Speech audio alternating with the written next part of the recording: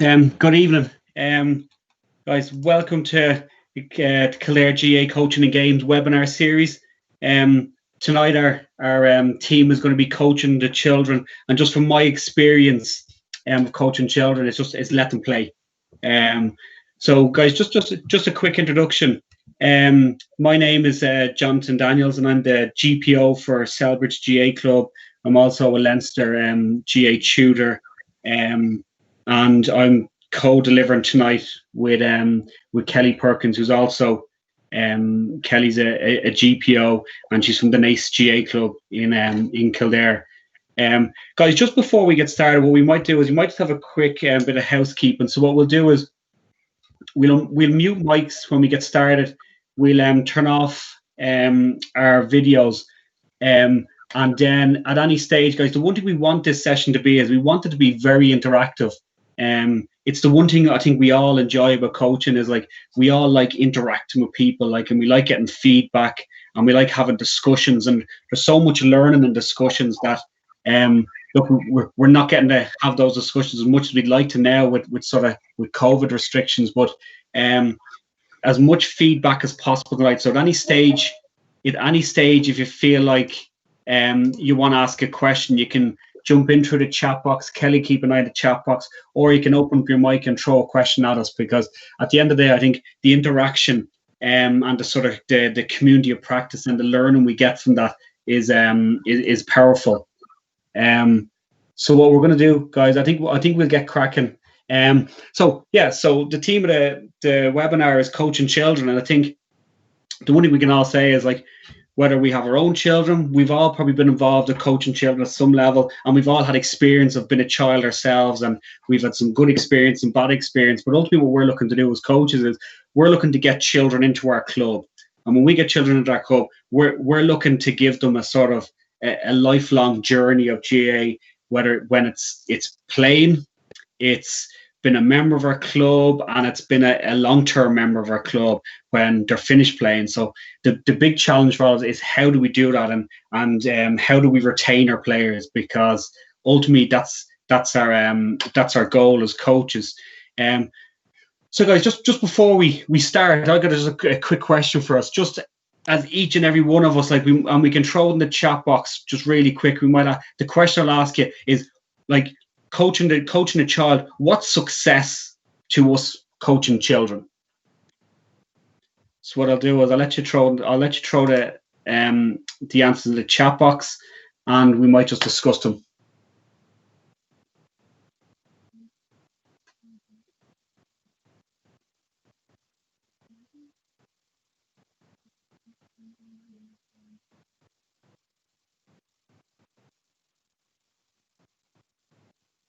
So what do we class as learning to work as part of a team? Yeah, excellent, because ultimately we want children to come in, we want them to be a part of a team. Someone missed a question. Anita missed a question. Yeah, Anita, just a quick question. What's success for us as coaches, coaching children? They're happy? Excellent. Because if they're happy, it means they're going to come back the following week. So it's really important. Development, improve their skills for the child. Yeah, improve their skills. Yeah, that's success.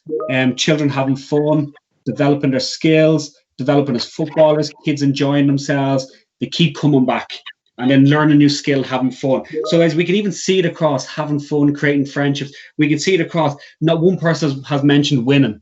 Okay, it's not about winning. It's about participation. It's about children having fun, learning new skills, having a smile on their face, and I think ultimately, and there's camaraderie, it's coming back every week. So if children are coming back every week, as coaches, we're doing a really good job.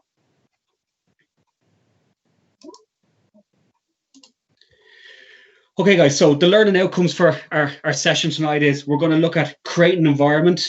We're going to look at the Go Games model. We're going to look at a club philosophy and values. And like every club can have different philosophies and values, but I think the philosophies and values have to align. We're going to look at a tourist player pathway from under 7 up to under 11. We're going to look at the role of the coach. We're going to look at being comfortable in chaos. We've heard a lot about that. I think Des Ryan was spoke about it at the coaching conference in January. And then coaching, based on the game, because we've heard so much about games-based approach to coaching, and it has to evolve around the game, which it does. But ultimately, what we want our coaching to be is coaching can also be based on the game. So we can still introduce drills, we can still introduce different activities that are based on the game. They don't necessarily always have to be games. Okay, so just another question for the coaches. Our most memorable coaching playing memory as a child. So one that sticks to mind from our age around 7 to 11, our most memorable coaching or playing memory as a child.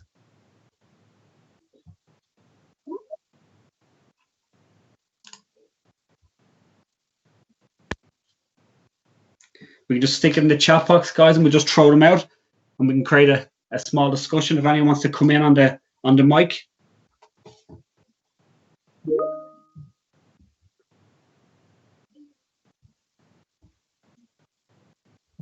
And you'd be part of something, yeah. Like we want to be part of something. We want to be part of a team. We want to be part of a club. We want to be part of our community. Gives a sense of belonging. Just being out in the field and playing, brilliant. So David, just being out in the field and playing. Ultimately, I think if we can recreate that with the children that we're coaching, the children we're involved in, I think ultimately that's why they come. Because if you ask any child a question like, what do you enjoy doing? They like playing. Seen my improvement, kick it over the bar for the first time, brilliant. Making friends, playing matches. Been given my first team jersey, always stuck with me. Yeah, sense of belonging. Been part of a club. You'll always remember that day, and you'll always be proud of that jersey as well. And I think like our GA clubs give us so much more than just playing. But like we make friends. It's playing matches. It's playing with a smile on our face. Okay, guys, I'm just going to move it on. Okay, so I just headed this, the power of coaching.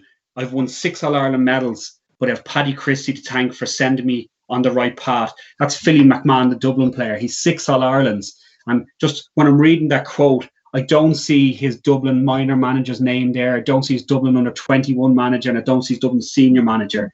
I see a club manager, a club mentor, someone that developed them from a young age and developed them on the right path, brought him on a journey.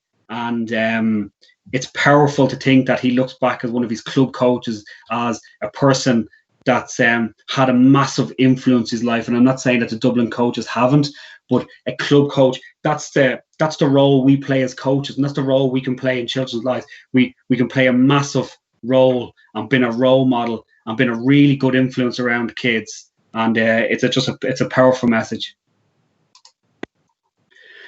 Okay, so what we want to do is we want to create the environment. Okay, so we've all heard of the saying, "You're a product, your environment." So we want to create an environment where kids can have fun while they're practicing their Gaelic games. There's laughter, and there's a guide of discovery. And I think the guide of discovery is a brilliant one, because we're at the stage now where there's so much coaching material. There's so much. There's so many books written now at the moment, and there's just so many information out there. And I think we've changed from the past, where the guide of discovery now is where we're part of what the players do, rather than we don't tell them what to do as much. We guide them along the journey. We let them explore. We let them do different things. We let them make mistakes. We use those mistakes as a learning tool. So I think a guide to discovery is really important. Exploration, let them explore different skills, let them do different types of things. And the environment I create when I'm coaching in schools is I give kids free play. Every single lesson I go into, I give free play. And I always find that kids like to do, like if you have 30 kids, all those 30 kids will all do something different with the ball. They all won't do the exact same thing. And that's why I like when kids explore a ball and do different things. And like I'll ask them to explore a ball while practicing a GA skill. And they'll do so many different things. And then the environment we want to create is we want to create resilient players. Like there's a lot of talk out there that children don't have resilience anymore, and it's probably all wrong, because every child has resilience. And the resilience the environment we're trying to create is where we just want kids to get back up and try again and try again. And like my motto is, I'd rather kids try and fail than not try at all, and that's developing resilience. We want a challenging environment where if you get a bunch of kids at any stage down your club, whether it's 7 or 11, and you ask them, hands up here, who wants a challenge? Every hand will go up. Kids love a challenge, and they love a challenge once it's in a safe environment, once it's age appropriate, and it's relevant to what they're doing. Camaraderie, they like that sort of togetherness. They like working as teams. And then look, the child will become accumulation of all these things. Their personality unbeknownst to him or her at the time. So it'll organically grow as the years go on. And if we create this environment and the kids are in this environment, you'll see their personality and you'll see this develop over time. And you'll see it within the players. Okay, so guys, we're just going to look at the Go Game, the Go Games model.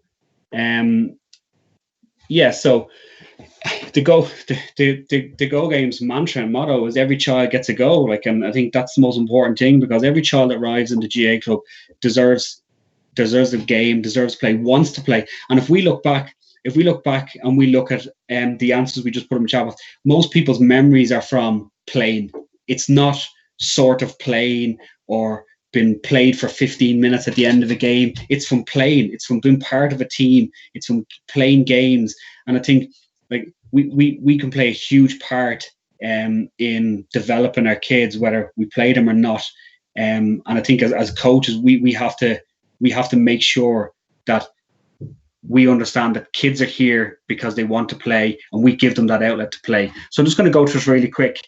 The main objectives of the GAA Games Grassroots National Programme are to maximise participation and optimise playing standards. The big challenge for those in charge of teams is to ensure that games are structured to cater for the needs and abilities of those who participate. And the needs and abilities are so important, because it's in all juvenile teams and all walk, every club in Ireland, there's teams where you'll get a child into the club whose mum and dad have played for the club. The child has a football in their hand every day, and it just becomes natural. And then you'll have a child maybe who doesn't come from a GAA background, doesn't maybe play as much at home, and we have to cater for everybody's needs. So we have to cater for the player that's playing all the time, the player that sort of plays, and the new player that comes into the club. And I would always class those new players as developing players, and we have to cater for them all.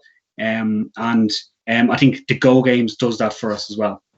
GAA Go Games, hurling, camogie, Gaelic football for children up to and including 11 years of age, where every child gets to play a go in every game for full game.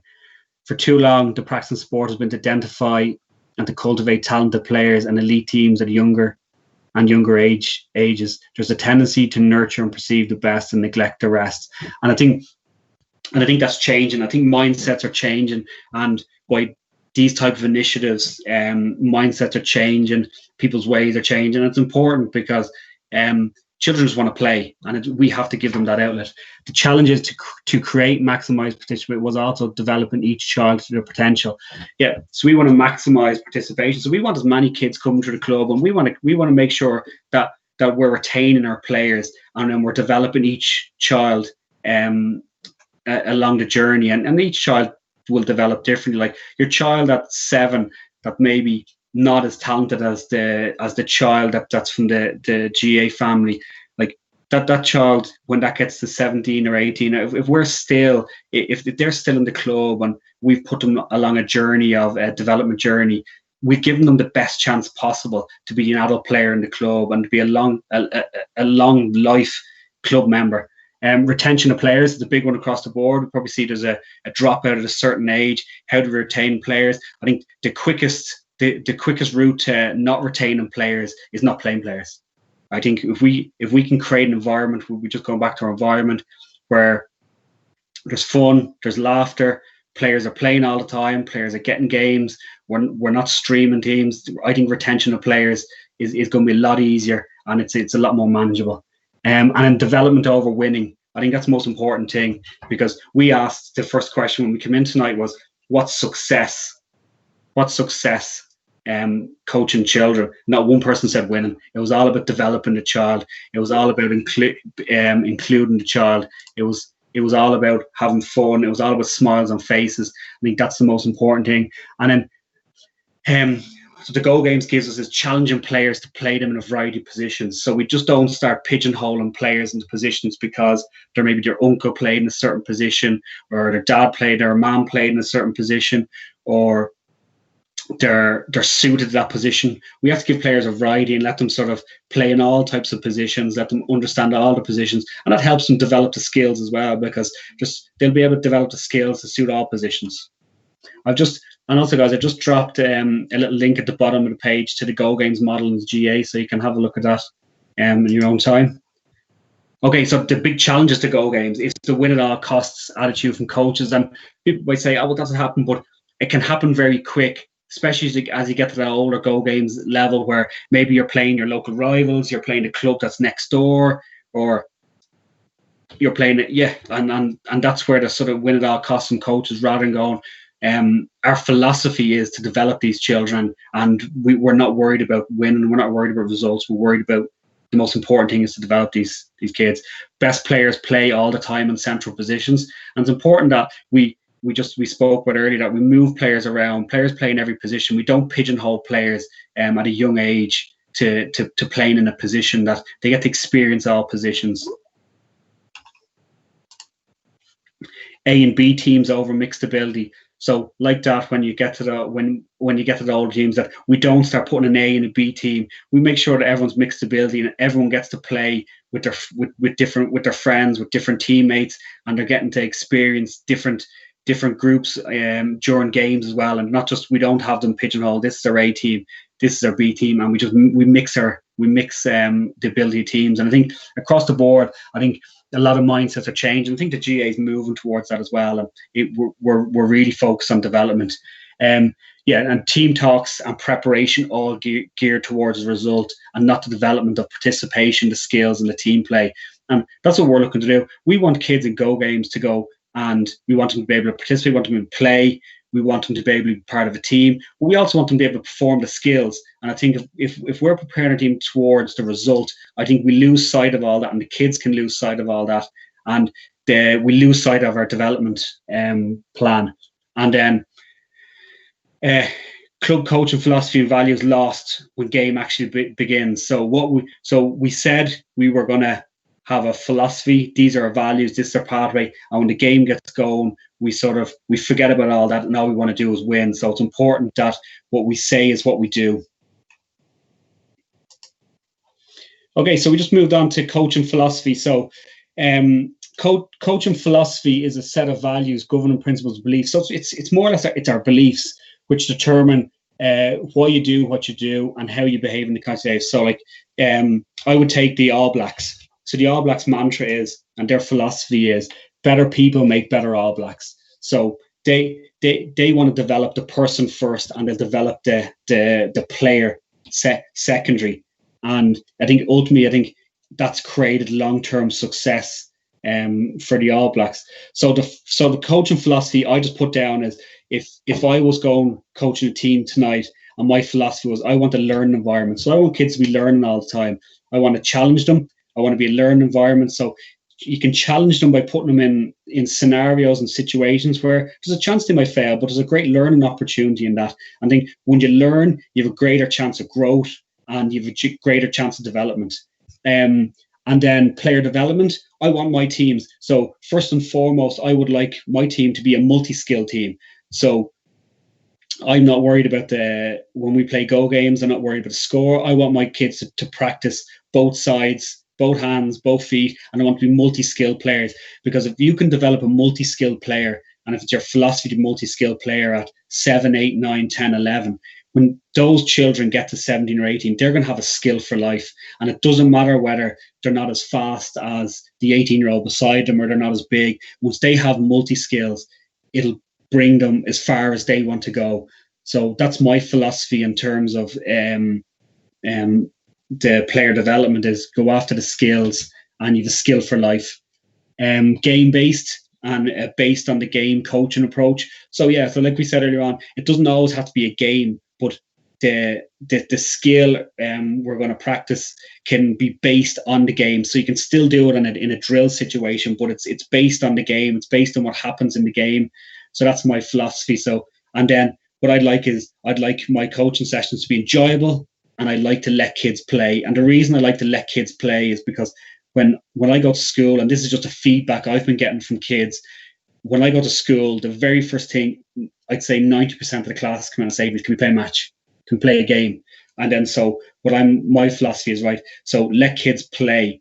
And it's up to me then as a coach then to design a plan where, well, if the kids like playing matches, how can I develop the skills? How can I develop the team play? How can I develop this child within a game situation or with a games based approach?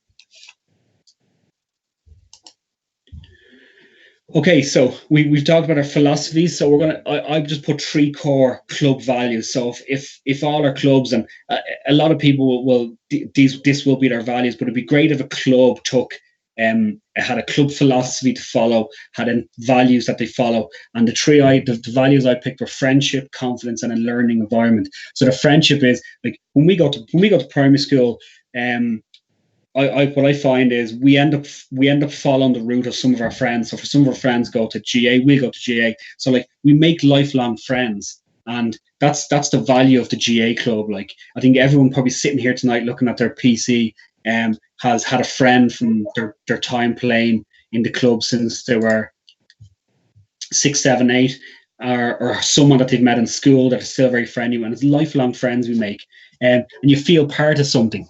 Okay, you feel part of your club. You're proud of your club colours, and you feel part of a community. You feel like you're doing something for your community as well, which is really good value. And there's a sense of pride and belonging. You feel like you belong to your club, like you feel like you're part of something. And that's the one thing I really enjoy. And if your GA club always feels like a second family, because you can always go up to your GA club, and there's always someone you know, and there's always a friendly face to meet, which is really important.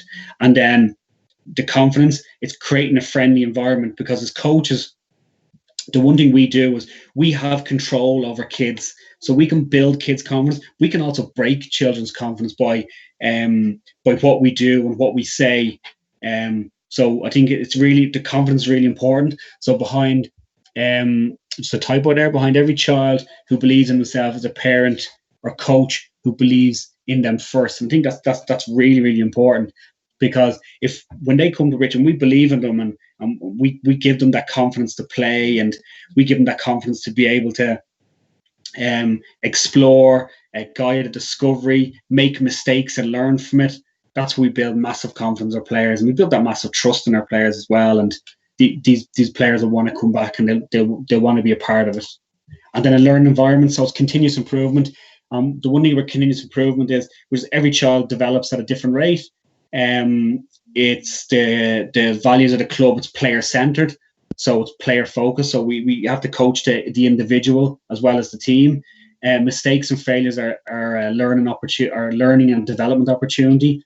And take an ask versus tell an approach to guiding children on their coaching journey, which I think is brilliant. It's something I just came up with myself today, like just thinking about that. Do we ask children enough? Do we gather enough feedback? And we can gather feedback in 30 seconds at a time, and we can guide our children along the journey, our coaching journey. And then just the learning environment, I just put in as one of our values that it's age appropriate activities.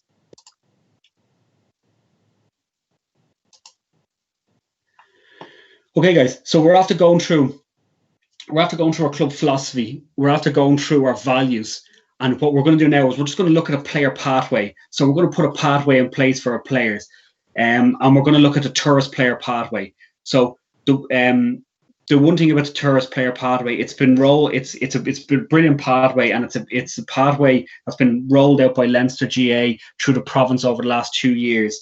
And it's a pathway for all, for coaches and players. It's age appropriate. It's modelled off the TPP, which is the the coaching model, which is the technical, the tactical, and the team play, and it's physical fitness, psychological focus, and participation feedback. And they're all things we can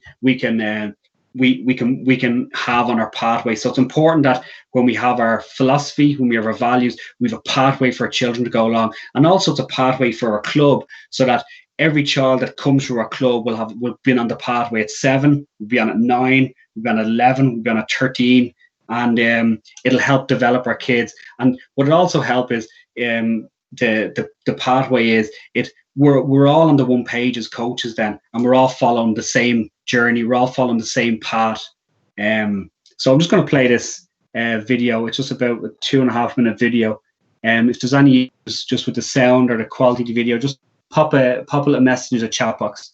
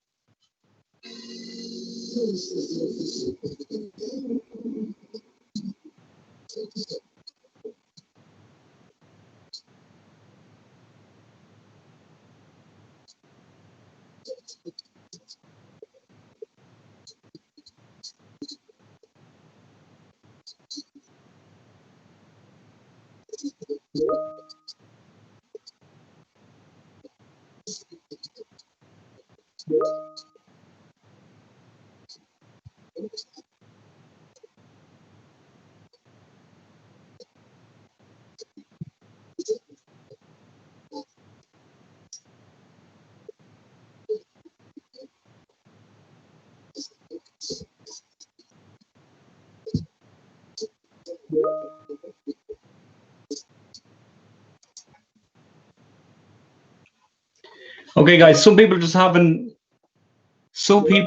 issues with the video. So we move on nice and quick. But what I'll do is I'll share the video in the presentation, or what I'll email it over to Stephen, and I'll send it. I'll attach the links for the videos, and you can play the videos yourself. Okay, we won't just get bogged down with technology. Okay, so we're just going to have a look at the Turris principles. So Turris is the Irish for journey. So we want to bring our children on a journey. And so the principles there is T is for test and challenge. We want to test our players and challenge our players. And what we said earlier on, players love a challenge. Players like being challenged all the time, and that challenge will help them develop. That it's player-centered. So we understand that it's player-centered, that every player is different. Every player develops at different rates, and that we have to cater for all. Resembles the game. So it says resembles the game, it's game-based. Yeah. So it can be game-based or it can be based on the game.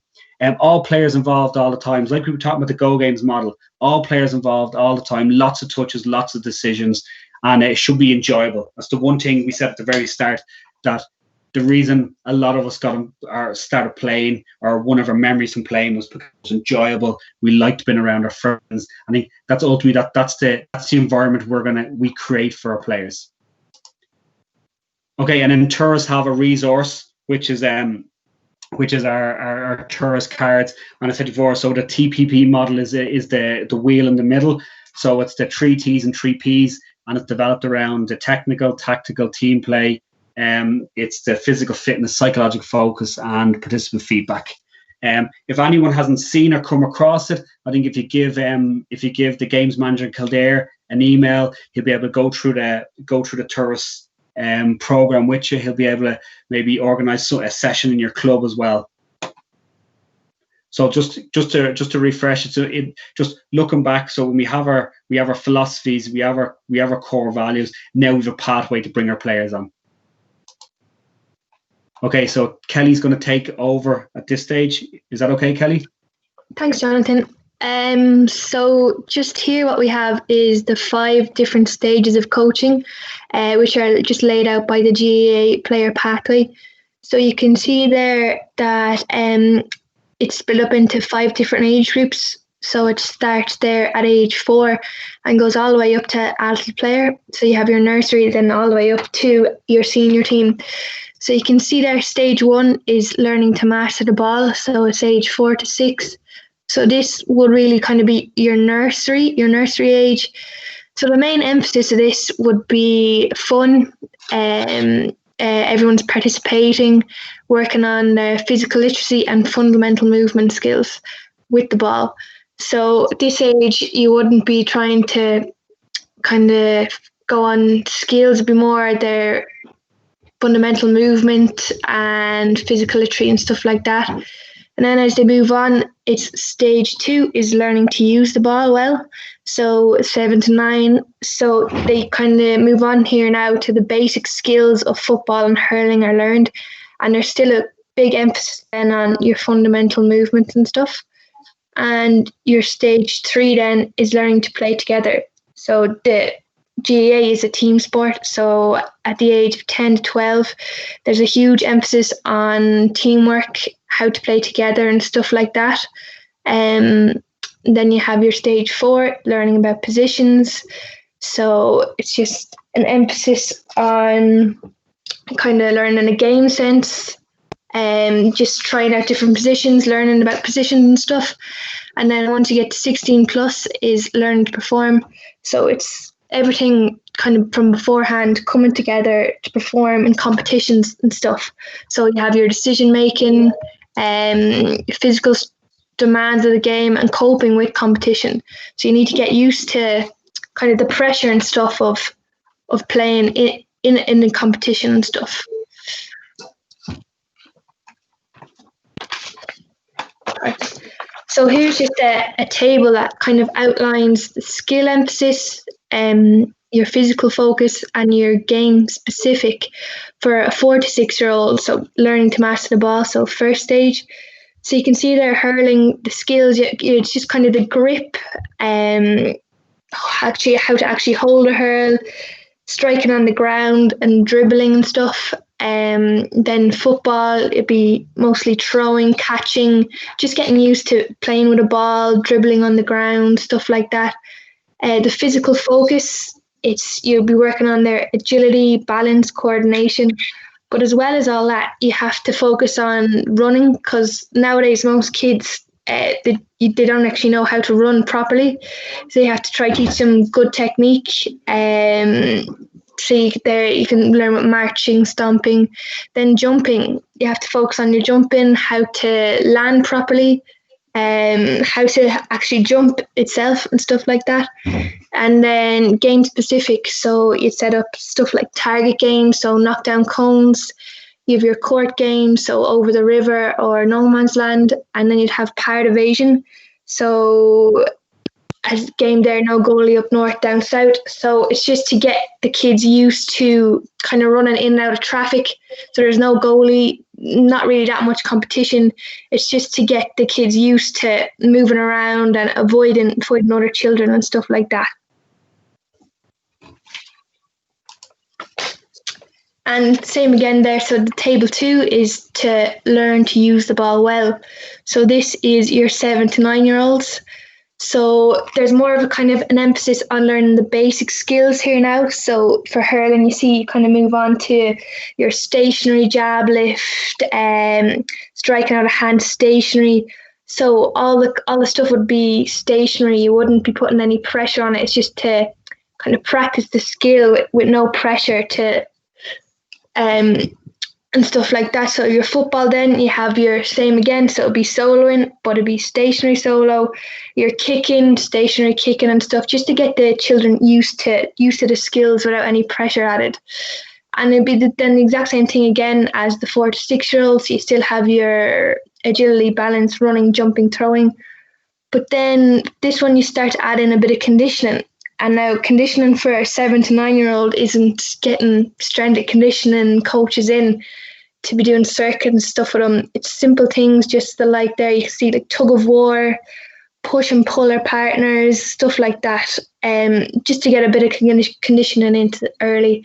And same again then with the games, it'd be the same games except you'd introduce kind of full evasion games. So this time there would be a goalie in the game, so there'd be a bit more of competition, but it's still no emphasis on winning. It's just to get them used to moving through traffic and trying to actually beat players, score, stuff like that.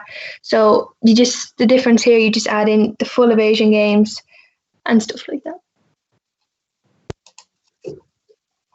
And then the table 3 there, age 10 to 12-year-olds. So it's learning to play together. So this is to try and focus on teamwork. So you see there your skills again. So you'll be working on the skills, but this time it'd be striking on the run and jab lifting on the run. So a bit more pressure. So you'd be doing it in a game-based kind of situation.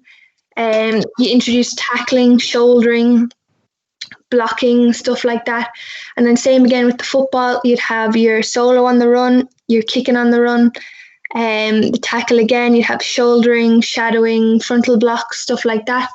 So an emphasis there is on everything that it's using both sides. So as Jonathan said earlier in the presentation, kind of a mixed skilled player, like you learn it's a skill for life. You see a lot of kids nowadays, they'll just always use their good side, as they say.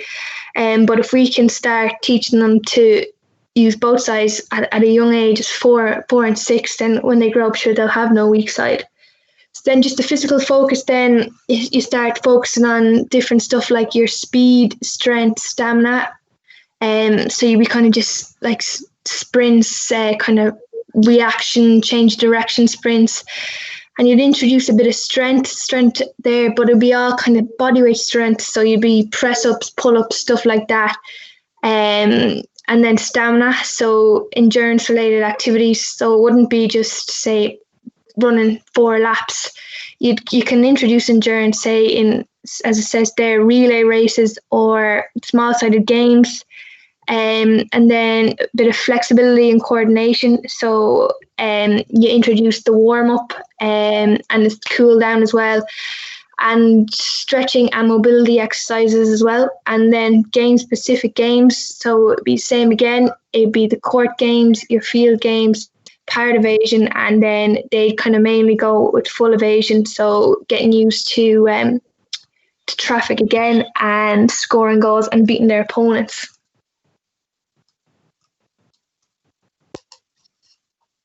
Thanks, Kelly. Okay, guys. So what we're going to do, guys, is we're going to move on to the role of a coach. So just a quick question for the group. Same thing again. We can use a chat box. What's our sort of expectation or knowledge of the role of a coach?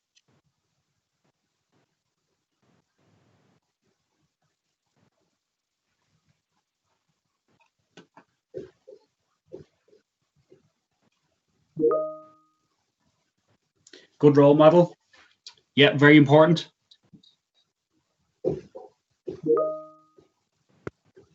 Facilitate learning and developing. Excellent.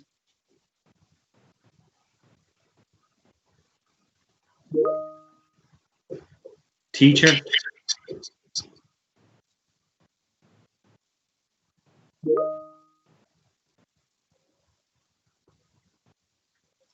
Yeah, develop players' skills, skill set, give them the tools to do the job. Excellent, David, well done. Guide players through the skills, yeah.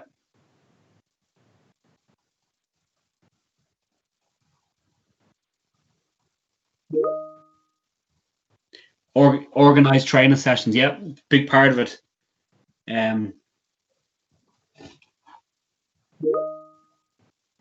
Instill belief. It's really, really important. Well, the question I always ask people is like, there's 2 types of belief. There's belief you developed in your coaching, and there's inherited belief. To develop all children, not just the good ones. Exactly, it's develop all, because the GAA model is to play and stay, and it's for all. Okay, and I'm just going to go through. So the role of a coach, and this is just what I put down. So as the role of a coach, we're coaching our under 7s or under 11s, is how do you make the kids feel at training? So make sure everyone's having fun, not left out. Yeah. So we set the mood, we set the mood, we set the energy. Okay. We have to be there 20 minutes before training to get set up. We have to make sure we have the right equipment. We have to make sure we've got cones, we've got bibs, we've got footballs. Like as the role of a coach, we've got to be able to make sure we can tie kids' laces. We've got to make sure we can wipe kids' noses times. Like we do a bit of everything.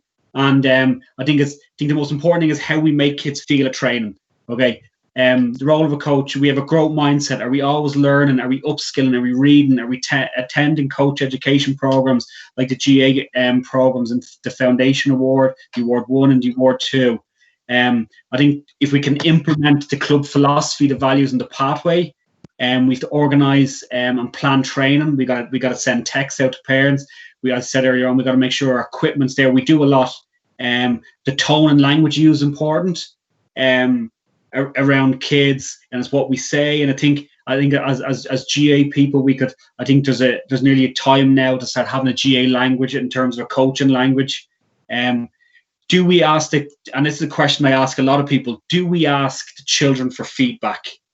Like the one bit of feedback I gather from kids in school, or whether I'm in the club, or whether I'm even coaching my own kids in my own local club, I said, what did you enjoy about the session? Okay. And that only takes 30 seconds at the end of the session. And whatever they come back to me with, I will use that to help me shape my next session in terms of, right, what did they enjoy? Did they enjoy the chasing game? Did they enjoy the match? Did they enjoy the skills exercise? And I can use that then to develop my session the next day. And ultimately, the role of a coach is to let them play. I think let them have a bit of free play, let them play the game, don't try to put restrictions on games, because ultimately when you ask kids, if you gave the child a choice every night they came down to the club, what do they want to do? They want to play the game. Okay, so I'm not sure if videos are working, guys, but we'll give it a go. So it's just Des Ryan from the coaching conference. It's been comfortable in chaos. Look, I'll play it. It's only a minute video. Like, if it's not working, if people can't hear, or people can't are not getting the link, what I'll do is I'll stop it and we'll just talk through it.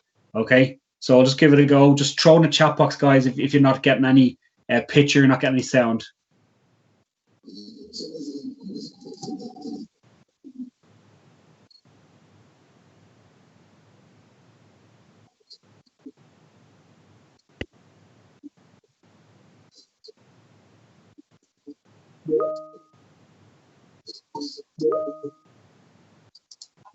Okay, not playing. That's fine, guys. We'll move on. So what we had is Des Ryan, who's the head of medicine at Arsenal, and he's Galway, and he's a GA background, he's a rugby background, and he's had years of experience. And he was just talking about his niece and what his niece enjoys. He said, be comfortable in chaos. His niece enjoys running around. So what I took from it was, be comfortable in chaos is gather feedback from your players. What do your players enjoy? So they enjoy playing games, enjoy the matches, right? So can we structure chaos? Okay, that's the challenge as coaches, because it has to be structured. Okay, so how do we structure chaos?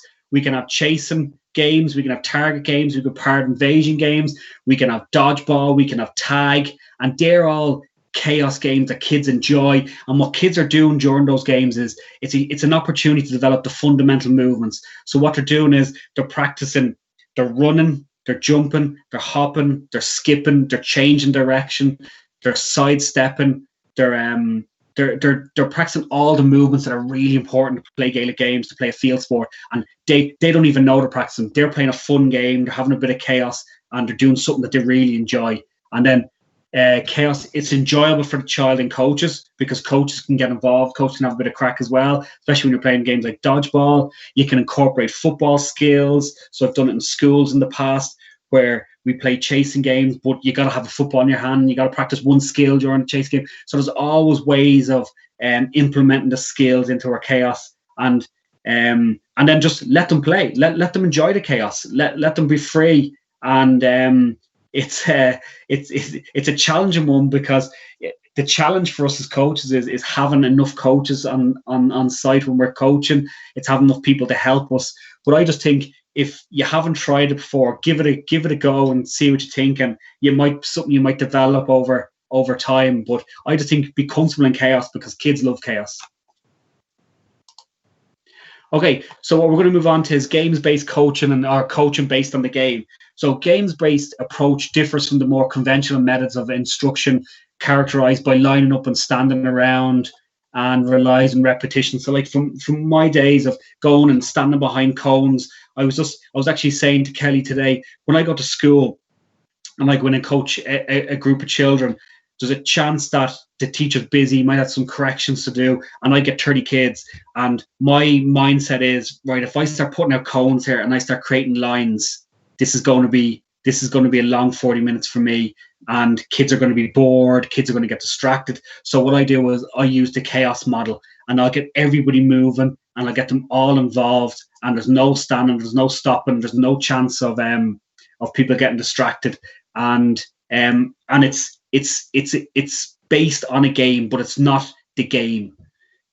So with the game-based approach to teaching sports, all aspects of the sport, from the basic skills to the more technical moves and strategies, are taught in the context of fun yet instructive games. Players practice skills with creative exercises. The goals and benefits of game-based approach include: it creates a sense of fun, like the chaos games. It keeps kids moving, so they spend more of the practice engaged in moderate to vigorous physical exercise instead of standing around, which a new study shows the problem with most youth sports practice. It enables the coach to isolate and focus on specific skills. It allows the coach to teach to the strengths of the individual children and improve the weaknesses. Yeah, so because at any stage, then when you're in that environment, you can then have that one-to-one with a player over 40 seconds, over a minute and a half, and reintroduce them back into the game. It enables the coach to better control the group. As a result, discipline is not a focus of practice yet. I've seen that across the board. It just fosters a positive learning environment and accommodates children of all skill levels and personalities, because everyone can be included, everyone can take part, and there's no exclusion. Okay, and then the drills versus station-based coaching. You can definitely have a game-based coaching as the foundation of your set. Utilize isolation just to really focus on specific skills before returning and trying to implement it once. So like it's games based is a great method of coaching, but it's by no means the only one. And like we can mirror our games based approach to our drills, to our stations. And sometimes stations can be our friends in terms of coaching. When we've large numbers, maybe we don't have as many coaches as we'd like. Stations are really are really handy, and they also they're for skill development as well. Okay, guys, I've just got. I don't think these are going to play, guys, so just don't worry about it. So what I've got is I've got some videos here and links. So it's coaching based on the game and skill development. So it's taking two skills, and what the videos will show us is that a skill being practiced in a game situation versus a skill being practiced in isolation in a drill base, and how we can incorporate the two. That's a hurling exercise and camogie exercise, and this is a football exercise, which is the same. So it's coaching based on the game, skill development, and both have a place in coaching, because sometimes we have to isolate the skill to develop that skill, and then we can bring it into the games based model. So guys, I just don't think the videos are going to play, so I just don't want to play them. And look, I will attach all these links to the presentation, so we'll have all this, and you can go through it when you get a chance. Okay, I've added a couple of coaching resources on. So I've put the Turris YouTube introduction from Leinster GAA. I put the coaching planner up for coaches. There's the Go Games coach education program, there's the GAA coach education program. There's the Go Games program. There's Kildare coaching and games link, and I also put up the Kildare coaching and games YouTube channel for anyone that wants to pick up any games and skills. It's just a summary. We're trying to create an environment for our kids so that they can develop in that environment. They can develop their own rate. We went through the Go Games model, which is let everyone have a go. Everyone plays at all times. We looked at a club philosophy and our club values, and it'd be great if we could come together in our clubs and organize and have a meeting and say, right, well, what are our coaching philosophies? What's our core values as a club? Can we align them then with the tourist player pathway for football and hurling? And then you understand the role of the coach, what we do, be comfortable in chaos, and then coaching based on the game. Guys, thanks a million for joining in. I wanted to make sure it was only a 45, 50 minute. I didn't want to keep everyone too long. I wanted to make sure that some people got something from it. And just, guys, look, thanks for joining in. Really appreciate it. I know Kelly appreciates as well. Guys, questions about any modules we went through, just open up your mics or throw a question in the chat box, and we're happy to. I'm happy to sit here for the next 20 minutes and answer the questions.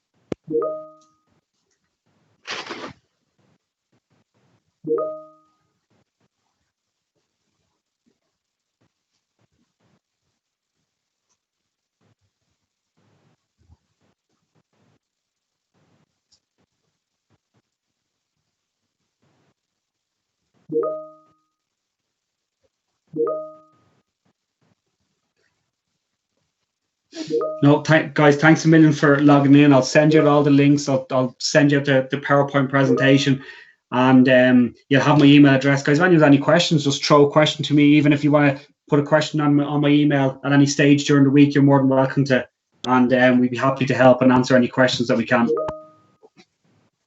Thanks, guys.